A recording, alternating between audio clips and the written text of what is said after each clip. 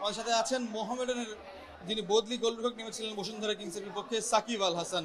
তার কাছেই জানতে চাবো ম্যাচের অবস্থা। সাকিব, আপনি যে সময় নেমেছিলেন 10 জনের দল এবং তারপরে আপনি একের পর এক আক্রমণে দৃঢ়তা দেখিয়েছেন, আসলে কিভাবে আপনি মানে এই যে মানসিক একটা অবস্থা এবং যে আপনার যে পারফরমেন্স, আপনি কি বলবেন আপনার পারফরমেন্স নিয়ে? আসলে সুজন ভাই যেই সময় রেড কার্ড খায় ওই সময় 10 জন নিয়ে তো একটা টিমে পেশা।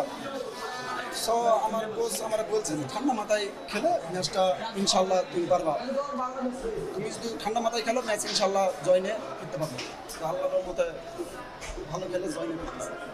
আসলে বিশেষ করে দ্বিতীয়ার্ধে আপনার বেশ কয়েকটি সেভ নিঃসন্দেহে মানে 1-1 কিউ ছিল, মানে এমন কিছু সেভ ছিল ম্যাচের হয়তোবা পরিস্থিতি বদলে যেত, সেই মুহূর্তগুলো কেমন ছিল আপনার কাছে?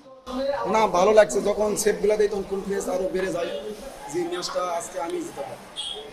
মনে একটা সাহস নিয়ে আল্লাহর মতে সেভ দিতে পেরেছি। আপনার নামটা একজন দেশের সেরা ক্রিকেটারের শীর্ষ ক্রিকেটারের সাথে নামের সাথে মিল আছে, তার সাথে এই নাম রাখার ক্ষেত্রে কোনো কিছু বা এই বিষয়ে আছে কিনা বলবেন বিস্তারিত?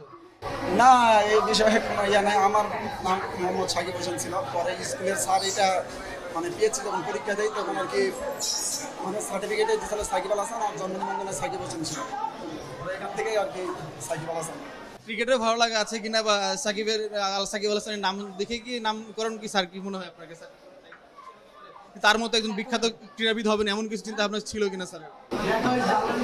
আসলে সাকিব ভাই যেরকম বাংলাদেশের ফেমাস মানে ওয়ার্ল্ডের বেস্ট প্লেয়ার, সেরকম বাংলাদেশে আমিও গোলকিপার ভালো গোলকিপার হতে চাই।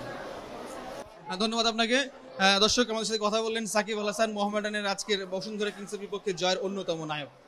ফয়জুল ইসলাম, চ্যানেল 24, কুমিল্লা।